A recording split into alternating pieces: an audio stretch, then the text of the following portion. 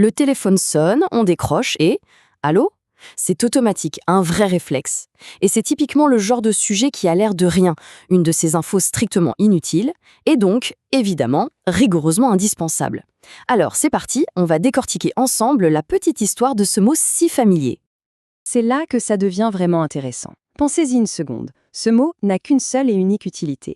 Il est né avec le téléphone et il y a de fortes chances qu'il disparaisse en même temps que lui. Alors comment un simple mot a-t-il pu se retrouver comme ça, enchaîné à une seule machine? C'est tout le mystère qu'on va explorer. En fait, c'est un réflexe linguistique qui est à la fois super intime et complètement bizarre. Dès la première seconde d'un appel, ce mot trace une frontière nette entre une discussion dans la vraie vie et une conversation au bout du fil. Regardez un peu cette incohérence. Dans la vie de tous les jours, le protocole est simple, logique. On entre dans la conversation avec un bonjour et on en sort avec un au revoir, c'est carré. Mais au téléphone, non. On a une porte d'entrée spéciale, notre fameux allô, mais pour sortir, c'est le même au revoir que d'habitude. Il y a un truc qui cloche, non? Et le plus fou, c'est que ce mot est littéralement prisonnier du combiné téléphonique. Imaginez la scène. On croise son voisin dans l'ascenseur et on lui lance un grand allô. Malaise immédiat. Il va nous prendre pour un fou. On accueille des amis pour dîner avec un allô. Ils vont se regarder en se demandant ce qui nous arrive. En dehors du téléphone, ce mot est un véritable paria social.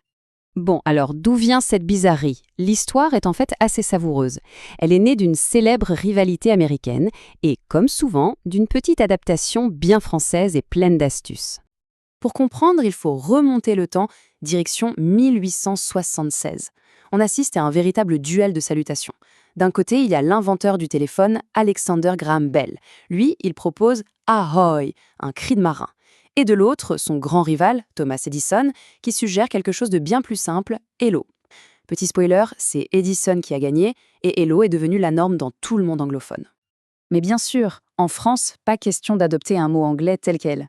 Les ingénieurs des PTT de l'époque ont donc fait un peu de bricolage linguistique. Ils ont pris ce hello et l'ont transformé en allo. Et ce n'était pas juste pour faire joli. D'abord, sur les lignes qui grésillaient tout le temps, allo était beaucoup plus clair, plus audible. Ensuite, avouons-le, ça sonnait quand même plus français. Et enfin, et c'est là le coup de génie, il créait un mot complètement inédit, un mot exclusif au téléphone. Et voilà, c'est comme ça qu'en 1890, le mot « allô » devient officiellement la norme en France. C'est tout simplement le premier mot de notre langue qui a été inventé sur mesure pour une machine. Ce qui est particulièrement intéressant, c'est de voir à quel point la France fait figure d'exception dans ce domaine. Il suffit de faire un petit tour du monde des salutations téléphoniques pour s'en rendre compte. Alors, faisons ce petit voyage. En Italie, on répond « pronto », ce qui veut dire qu'on est prêt, logique. En Espagne, c'est « diga », une invitation à parler, dite.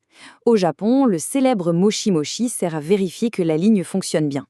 Tous ces mots ont une fonction, un sens. Et notre allô à nous, eh bien, il ne veut absolument rien dire. C'est une coquille vide, une pure exception culturelle. D'ailleurs, faites le test un jour. La prochaine fois que quelqu'un appelle, répondez simplement « bonjour ». Vous allez voir le résultat, c'est le malaise assuré. La personne à l'autre bout du fil va soit croire à un démarchage téléphonique, soit répondre elle-même « allô » en pensant qu'il y a un problème de ligne. La preuve est là, « allô » n'est pas une salutation, c'est un mot de passe, un code d'authentification vocale pour lancer la conversation. Mais alors, si ce mot est vide de sens, pourquoi est-il si puissant, si efficace?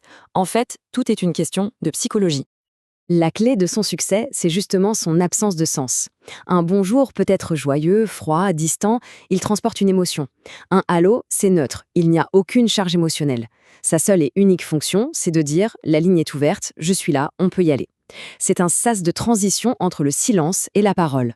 Pour le dire autrement, ce n'est pas vraiment un mot, c'est un bip humanisé. Et ce petit mot, si anodin, a même réussi à générer ses propres petites angoisses universelles.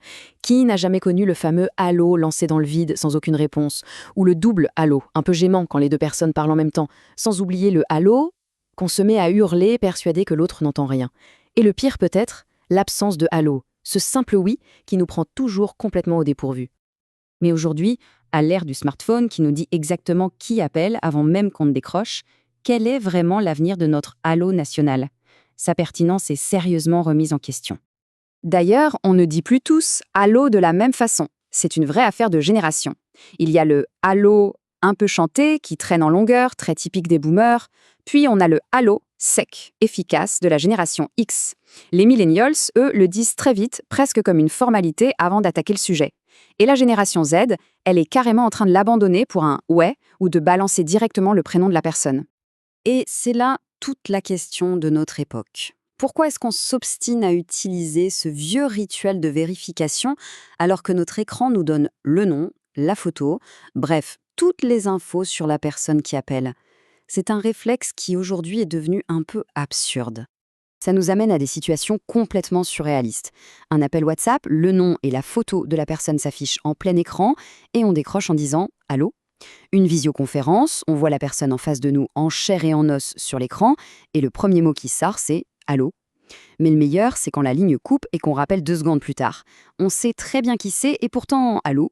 Finalement, notre Allô est une parfaite illustration d'un certain génie à la française, un code social, une sorte de politesse technologique.